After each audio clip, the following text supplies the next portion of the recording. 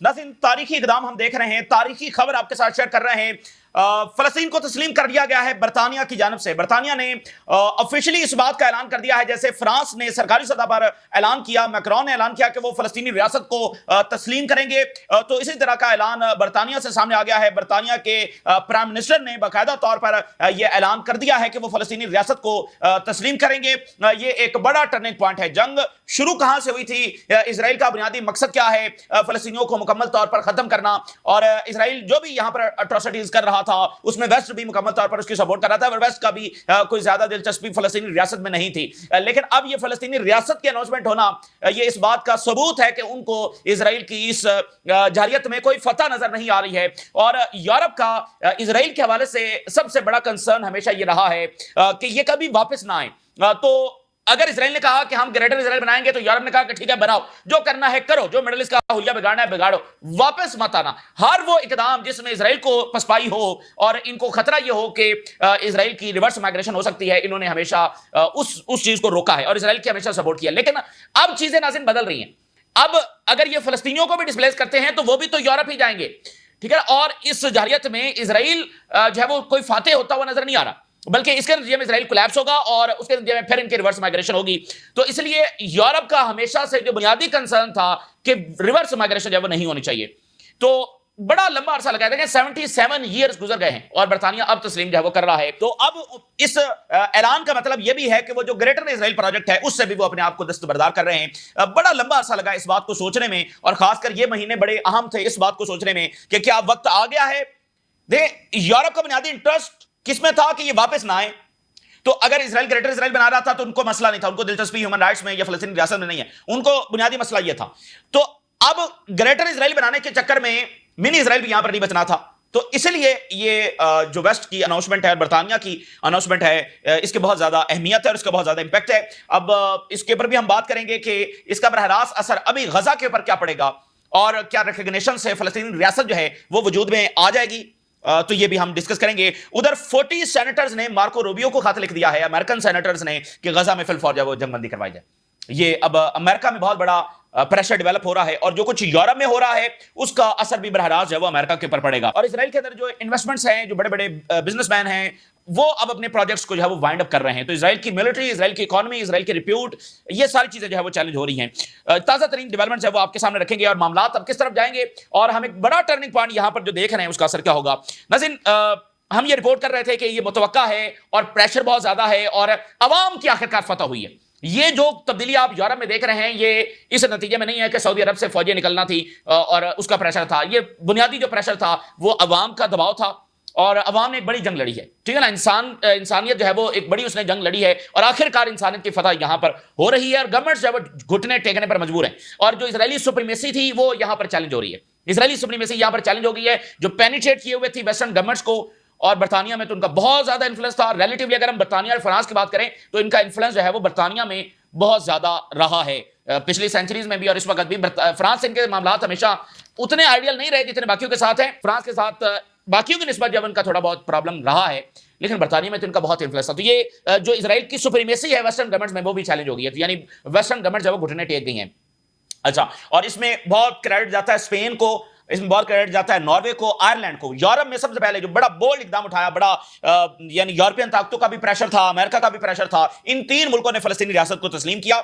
और फिर अभी रिसेंटली जो फ्रांस ने मोमेंटम बनाया उसको भी क्रेडिट जाता है कि फ्रांस ने जो तस्लीम किया उसके बाद देखें एक यूनाइटेड स्टांस था ना उन्होंने लिया हुआ था इसराइल के हक में। जब फ्रांस ने एक चीज को लेजिटिमेट कर दिया, इस बात को रिकॉग्नाइज कर दिया कि इसराइल वहां पर मजालिम कर रहा है और ये सही रास्ता सिर्फ फलस्तीनी रियासत का सही रास्ता है, तो फिर बाकियों के पास भी कोई जवाब नहीं था कि, और फिर ये भी सब में खौफ था कि भाई हम इस जेनोसाइड के आखिरी सपोर्टर्स के तौर पर याद ना रखे जाएं। और जब गवर्नमेंट जो है वो अपने अंदर ही आइसोलेट हो रही है, तो अब आप जरा देखिए इसका क्या इंपैक्ट है कि अब सिक्योरिटी काउंसिल में 4 ममालिक हो गए जो फलस्तीनी रियासत को सपोर्ट करते हैं। 5 ममालिक हैं जिनके पास वीटो ताकत है, 4 ममालिक फलस्तीनी रियासत को सपोर्ट कर रहे हैं। एक ही मुल्क बच गया है और वो अमेरिका है। तो अब ट्रंप इंतजामिया के ऊपर कितना प्रेशर आने वाला है, और जाहिर है कि अगले आने वाले टाइम में जो अगली लीडरशिप आएगी तो अमेरिका एक मुसलसल अब से दबाव में होगा। 4 सिक्योरिटी काउंसिल ममालिक एक चीज को सपोर्ट कर रहे हैं, तो कब तक वो उसको जो है वो रोकता रहेगा। और अब आगे चलकर हम डिस्कस करते हैं कि अमेरिका के अंदर भी तो बड़ा दबाव जो है वो पैदा हो रहा है। हेडलाइंस आप जरा देखिए, UK will recognize Palestinian state in September unless Israel ends appalling situation in Gaza. PM Starmer says. France भी सितंबर में रिकॉग्नाइज कर रहा है, जो यूएन का सेशन वहां पर होगा उसमें फ्रांस भी रिकॉग्नाइज कर रहा है, बर्तानिया भी कर रहा है, अब उसने ऐलान कर दिया ऑफिशियली। और इसका मतलब यह है कि अगर फ्रांस और बर्तानिया कर रहे हैं तो बाकी तो तमाम EU मेंबर्स कर रहे हैं। जर्मनी पर भी अब शदीद दबाव होगा, देखिए ना अकेला जर्मनी क्या करेगा। तो दो बड़े पिलर जो हैं वो सपोर्ट कर गए हैं, तो बाकी तो सब तैयार बैठे हुए थे, तो बाकी सब यानी कि अब यूरोपीय यूनियन एज अ होल भी फलस्तीनी रियासत को तस्लीम करने जा रहा है। बहुत बड़ी मिस्टेक इजराइल ने की, अमेरिकी सेक्रेटरी डिफेंस ने इसको स्ट्रेटेजिक मिस्टेक कहा था। ये है स्ट्रेटेजिक मिस्टेक। देखिए जंग शुरू कहां से हुई, और अभी भी उनकी इंटेंशंस फलस्तीन को नामो निशान मिटाना है, और वहां तो मामला उलट चल पड़ा है, वो तो फलस्तीनी रियासत को तस्लीम करते चले जा रहे हैं। इसका मतलब क्या है कि इन रियलिटी जंग उस डायरेक्शन में नहीं जा रही जिस डायरेक्शन में इजराइल और अमेरिका जो प्लानिंग्स उनकी हैं उस डायरेक्शन में नहीं जा रही। हम फलस्तीनी रियासत को रिकॉग्नाइज करेंगे यूनाइटेड नेशन के असेंबली सेशन में, प्राइम मिनिस्टर, और हम ये स्टेप उठा चुके हैं फलस्तीनी रियासत को तस्लीम करने का। और we must open land crossings and bring 500 food trucks into Gaza daily. साथ उन्होंने ये कहा कि एयर ड्रॉप की भी उन्होंने मुखालफत कर दी है। उन्होंने कहा कि जमीनी रास्ते से जो इमदाद पहुंचाई जाए 500 फूड ट्रक्स रोजाना दाखिल हो, ये यूनाइटेड नेशन की रिकमेंडेशन है, 500 ट्रक्स दाखिल होने चाहिए, तो उन्होंने ये बात कर दी है। टेलीग्राफ इसको रिपोर्ट कर रहा है कि जो लेबर पार्टी यानी जिसके ये प्राइम मिनिस्टर हैं उनके एमपीज क्या कह रहे हैं। उन्होंने कहा कि हमें खतरा है कि अगर हम इसको रिकग्निशन को डिले करते that will serve the Jeremy Corbyn's new leftist party. देखें ये बहुत बड़ी तब्दीली है, बहुत बड़ी तब्दीली है।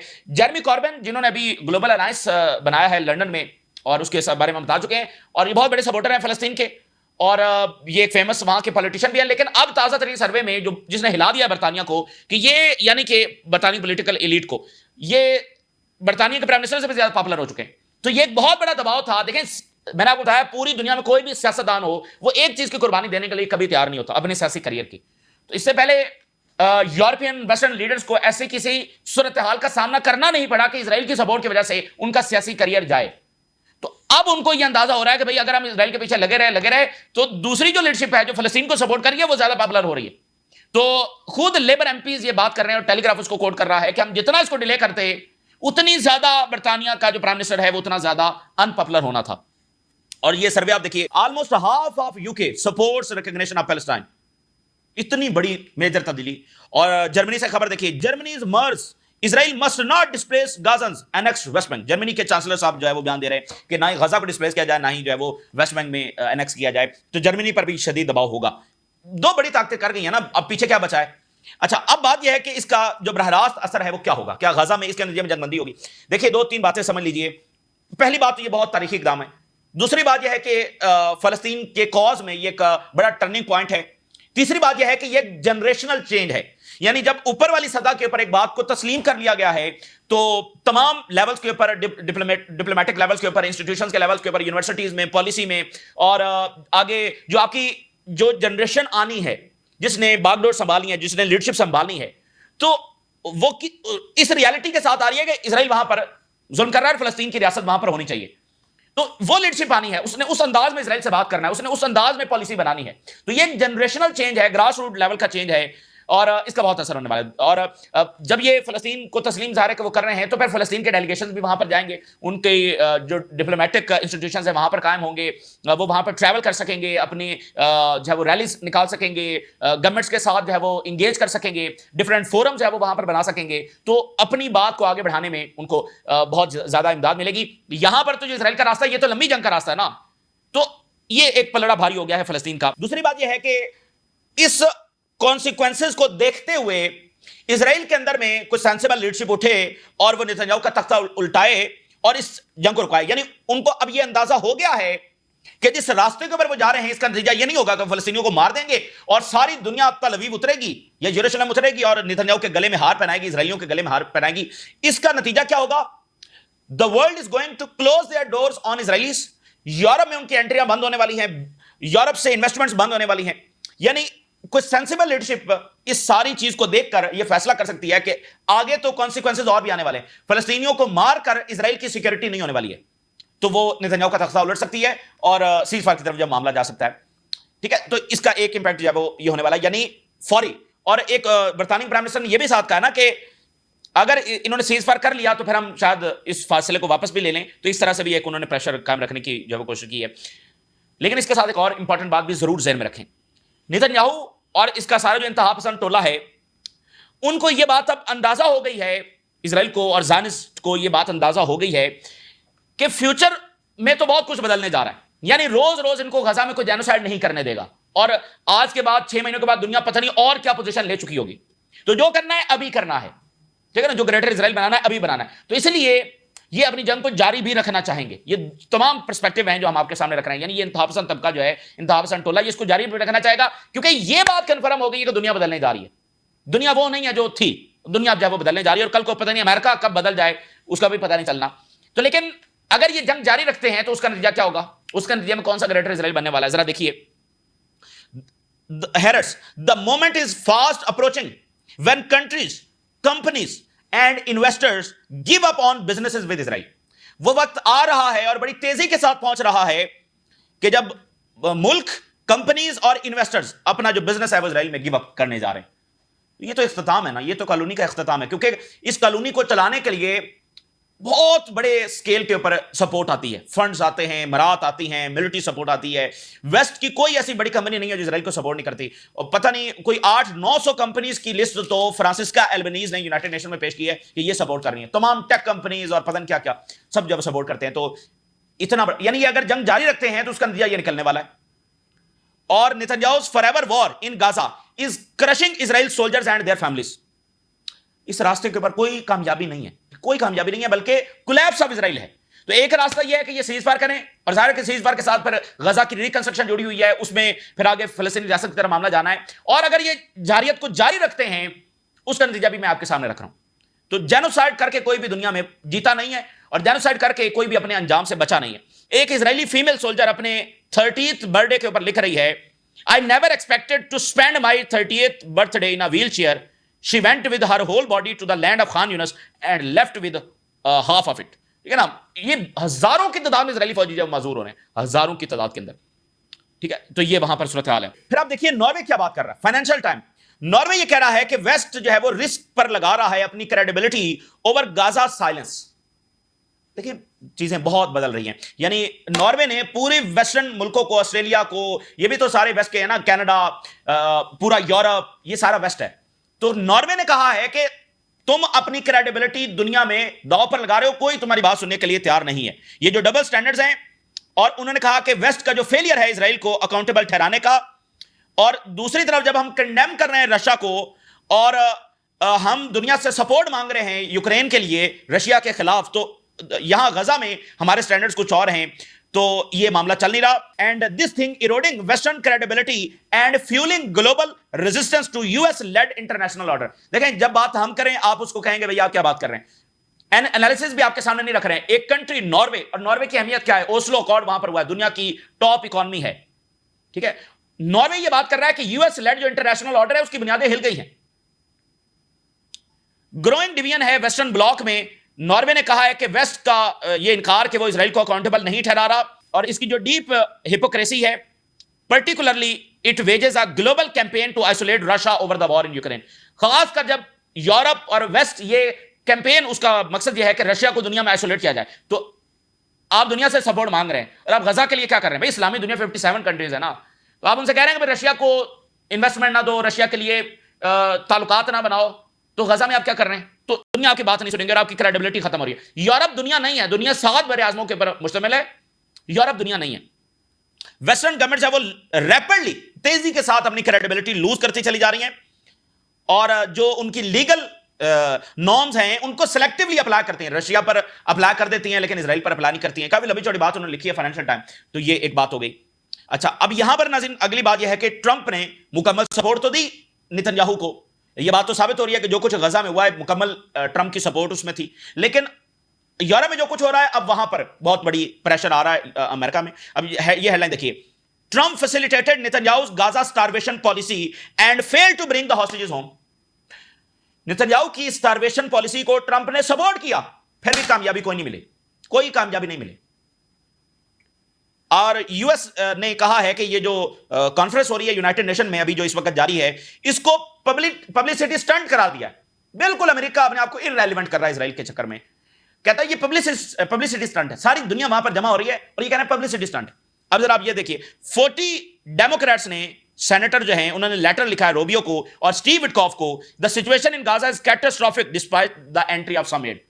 40 سینیٹر, یہ بالکل وہی سلسلہ شروع ہو گیا جو برطانیہ میں شروع ہوا. 220 ایم پیز جو ہے وہ سامنے آ گئے, انہوں نے لیٹر لکھ دیا.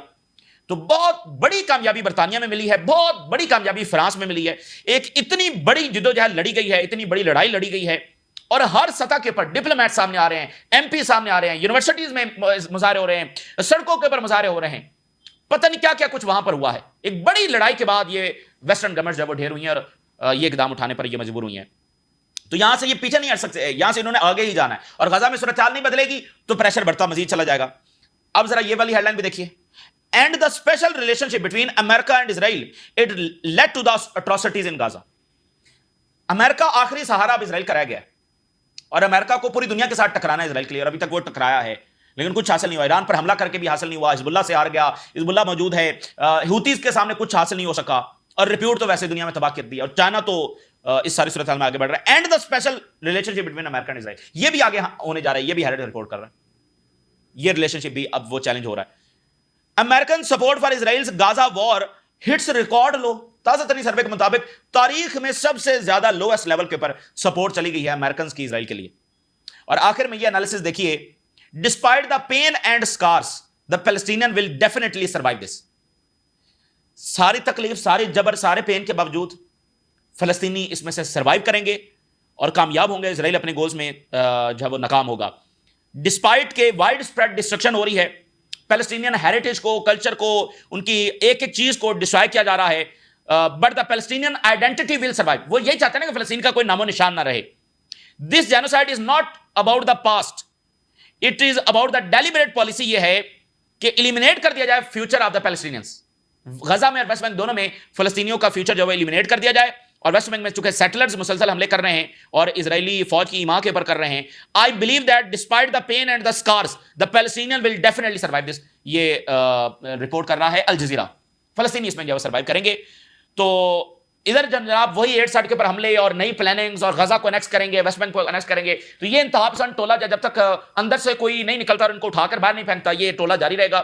لیکن یہ اسرائیل کو آن دا پاتھ آف ڈسٹرکشن لے کر جا رہے ہیں. اب دیکھ رہے ہیں دنیا پلٹ رہی ہے, اور دنیا کیوں؟ کیونکہ عوام نکلے ہوئے ہیں. اس لیے کسی گورنمنٹ کے پاس, کسی سیاستدان کے پاس یہ آپشن نہیں ہے کہ وہ جب وہ اس کو رد کر سکے.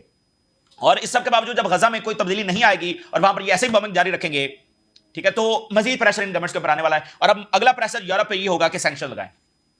تو یہ اس وقت کی تازہ ترین ناظرین صورتحال جو آپ کے ساتھ شیئر کیا, آپ نے راز لگا کریں. اجازت دیجیے, اللہ حافظ.